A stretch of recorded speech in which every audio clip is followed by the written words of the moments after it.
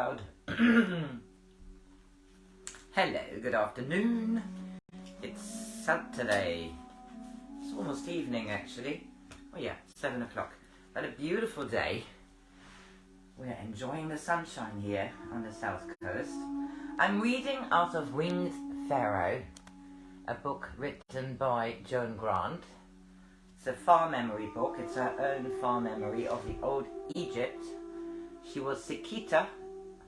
She's now a young girl, and she's the daughter of Pharaoh. She has a brother called Nea, and we are here in the second part of this book entitled The Healer with a Knife. Chapter 3 of part 2. The lion had hurt Harka very badly.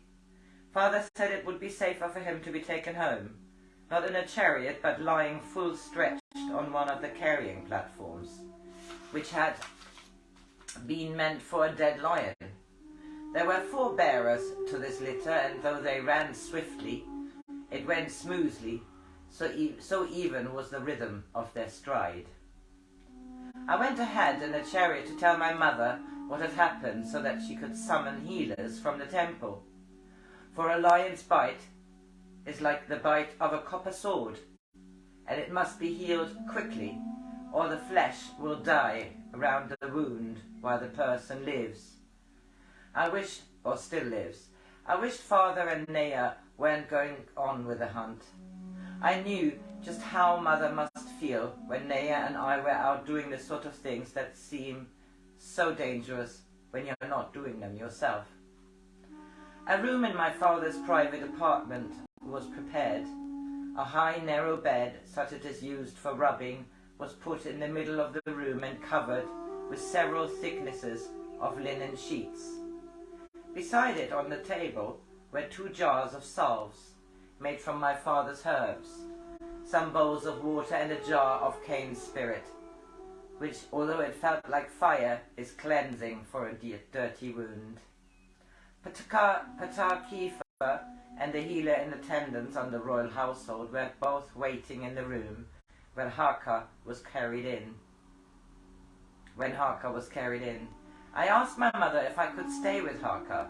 At first she would have refused me, thinking I was too young, but I said that if I was old enough to see him hurt, then I was old enough to see him cured. When I was little, the sight of blood made my bowels cringe up inside me and my hands and forehead damp. So I had watched unseen when the tribute bulls were slaughtered for the butcher, until the sight of spilled blood stirred me no more than wine running from a cracked jar. Yet, as I watched them bring in Harka, I found that this weakness, which I thought to have conquered, was still there, and the sight of blood running from a friend was very different to that from a bull. Harka's face was curious purple colour. One side of it twitched, while the other was smooth. Tarkifa, covering his eyes with his hand, stooped over the wound. He remained still for a moment, and then he beckoned to the healer, and they went to the doorway and talked quietly together.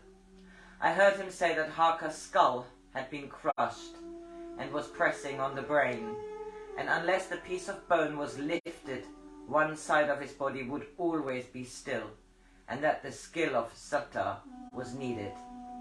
When Sata came, he brought with him what looked like goldsmith's tools.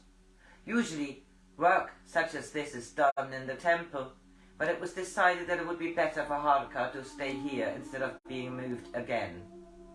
Poor Harka! I went up to him and took his hand. He gripped mine, so I knew he had not yet left his body.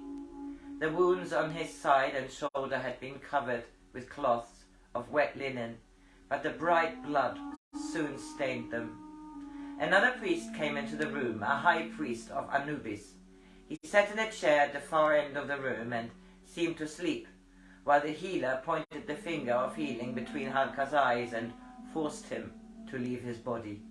I knew that although the priest of Anubis seemed to sleep, his spirit waited to take Harka far away from pain, when he left his body, so that they might work upon his body and mend it as though they had but stitched it up a tear in an empty cloak.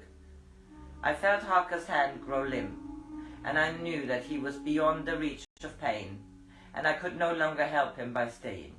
But I thought it was right for me to learn all that I could of Zentos' skill. First he shaved the hair from the side of Harker's head, and on the smooth shaven skin Patakifa marked the place where the skull pressed. Then Zepta took a small leaf-shaped knife and made 3 cuts, like 3 sides of a square, and with 2 things like eyebrow pluckers, he drew back a flap of skin. Then the pluckers were held by the healer, who with his power tightened the vein so that little blood should flow. 2 silver mirrors held in high stands reflected strong sunlight onto Harker's head. I could see the white bone of the skull, and there was a dent in it, surrounded by fine cracks, like an egg that had been cracked by a spoon. Zerta took a little metal cylinder, the edge of which was notched with fine teeth like a saw, and placed it against the skull. He spun it quickly between his hands, just as a goldsmith drills a headstone bead. Then he moved that I could not see Harker's head, but they were still working on it. Patakifa, who all this time had been watching with the eyes of his spirit, told the healer to drive the life of Ptah into Harker's heart, for it was getting weak. When the healer moved to do it, I saw that an ivory plate had been fitted across the hole that Zepta had drilled. It was held to the fractured skull by little pins of gold. Then the flap of skin was put back and covered with a film of clear wax to keep it in place until the cuts were healed. When the wax had hardened, a pad of specially charged linen, which would ensure its healing cleanly, was put over the wound, and then his head was tightly bandaged. The wounds on his shoulder and side were washed with cane spirit to remove any bits of filth that might have been upon the lion's claws, and then they were bathed in water that had been charged with the life of Ptah. After this they were spread with a green herbal salve, which my father had found stopped the pain of bandages sticking to an open wound, and Zepta bandaged the arm and shoulder so that Harka could not move them and tear a muscle that Patakifa said was frayed. Cloths that had been steeped in cooling lotion were laid on Harka's forehead, and a heated stone wrapped in a towel was put at his feet under the woolen covers. When all was finished, the Anubis priest allowed Harka to return to his body, and suddenly I felt his hand, which I still held, tighten on mine. Harka opened his eyes. His face was smooth again and did not twitch. He looked dazed and said, Za'atet, my lord, my master, is he safe? And I told him that my father was unhurt, and then dear Harka was at peace, and I stayed beside him until he went to sleep. Well, it's a bit gory, wasn't it? Have a lovely Saturday.